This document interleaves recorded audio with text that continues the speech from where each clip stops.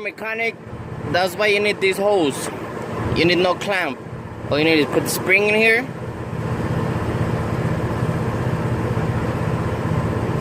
Put the hose adapter in here.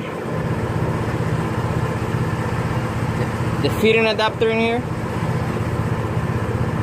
Push it all the way in.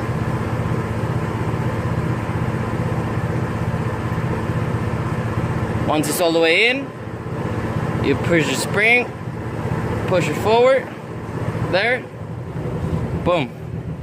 That's new. Let me go plug in there in the compressor over there and plug it a gun or something.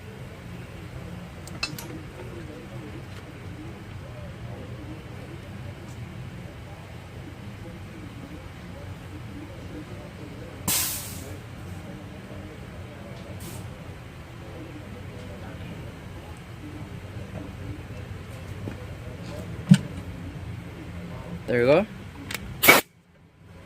As you can hear, no leaks, not anything. No hose clamp needed.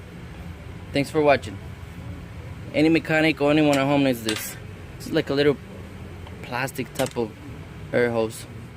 I don't know how it's called, but yeah, that's how it is.